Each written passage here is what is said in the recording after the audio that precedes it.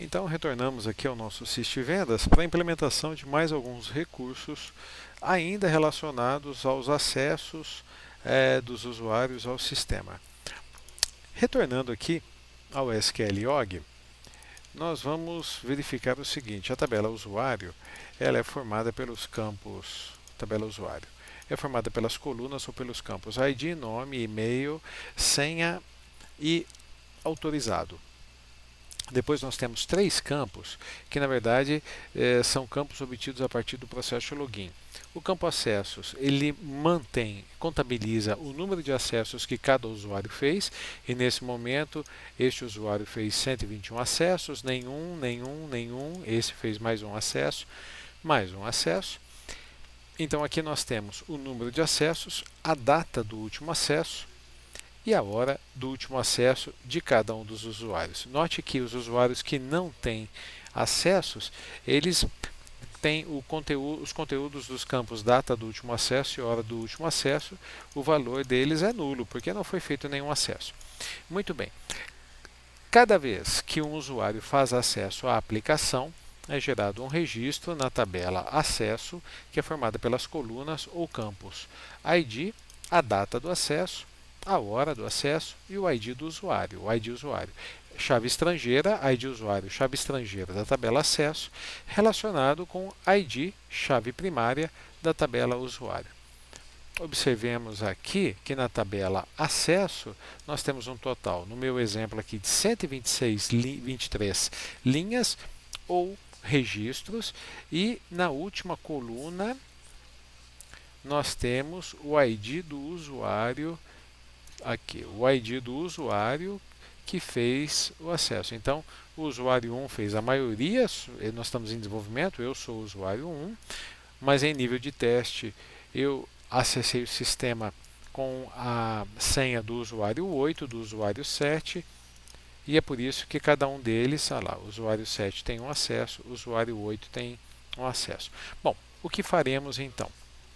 Aqui em Form Usuários, nós vamos acrescentar componentes visuais para que, quando eu selecionar um usuário, nós vamos visualizar aqui no lado direito do DBGrid. Então, este objeto que está selecionado é o DBGrid. Nós vamos inserir um outro objeto aqui, um segundo DBGrid, e à medida que eu seleciono um usuário, neste segundo DBGrid, serão apresentados apenas os acessos daquele usuário que estiver selecionado, de tal forma que eu vou poder acompanhar, visualizar os registros desta tabela acesso, né, separando por usuário. Cada usuário vai poder ter os seus acessos visualizados à medida que nós formos clicando.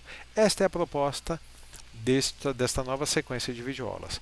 Então, nós vamos iniciar isso fazendo alguns pequenos ajustes. O primeiro ajuste que faremos é o seguinte: eu já tinha mexido aqui, deixa eu retornar. O DBGrid, o objeto DBGrid, nós tínhamos definido que o seu elemento era ao client, ou seja, ele estaria ocupando toda a área de trabalho do nosso formulário. Nós vamos fazer uma pequena mudança, nós vamos fazer ao none, para que eu possa posicioná-lo temporariamente aqui do lado, e eu vou inserir um novo TDBGrid, e aqui nós vamos fazer alguns ajustes para ele. Esse DBGrid, que nós ainda não definimos a propriedade name, ele vai ser organizado aqui vai ser alinhado ao right, à direita. Ele vai ocupar toda a direita do formulário. Eu não vou me preocupar por enquanto com um layout mais aprimorado, fazer mais a parte funcional, operacional, e depois a gente retorna e cuida do layout. E aí depois eu retorno ao DBGrid e ao client. Então, este é o DBGrid, ele está ocupando ao client. Este é o DBGrid que nós vamos nomear de DBGrid acessos, porque aqui veremos o acesso do usuário, ele está alinhado ao right. Ao client, e alright. Este dbGrid ele vai apresentar o resultado de uma consulta. Então nós vamos acrescentar um tzQuery, mais um tzQuery, que por enquanto veio com o nome zQuery1. Esse zQuery1 ele tem que estar conectado lá no data module. No entanto, aqui na nossa Unity Usuários, nós não estamos fazendo acesso a Unity Dados, para que eu possa conectar com o Data Module. Então, File, use Unity Dados, observe que Dados foi acrescentado a cláusula uses, e quando eu selecionar então esse zQuery1, o zQuery está conectado com o zcon. Propriedade, ao invés de zQuery, nós vamos chamar de zacesso.Zacessos. Eu vou deixar no singular zacesso, e aqui o dbGrid eu também vou deixar no singular, que é para fazer referência à tabela acesso. Então, dbGrid da tabela acesso e um zQuery da tabela acesso. Este dbGrid não vai se ligar automaticamente, diretamente com o zQuery, ele precisa de um data source. Então, vamos acrescentar mais um data source.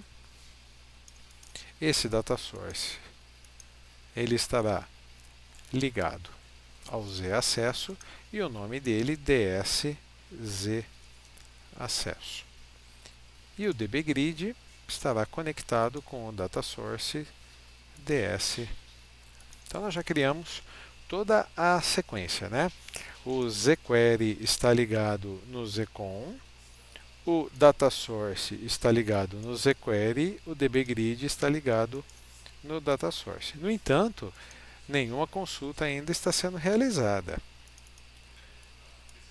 Então, eu vou acessar o sistema, tabela usuários, e aí o que nós queremos, depois eu vou alterar o tamanho desse formulário para que a gente tenha mais espaço aqui na horizontal. Quando eu selecionar, à medida que eu for selecionando os usuários, neste dbGrid aqui nós vamos ver os acessos feitos por ele. E vamos fazer de tal forma que a gente veja o mais recente no topo da lista e o mais antigo no final da lista, portanto vamos trabalhar com o order by. Então, para esta videoaula já temos bastante informações, nós vamos dar uma paradinha e retornamos na próxima.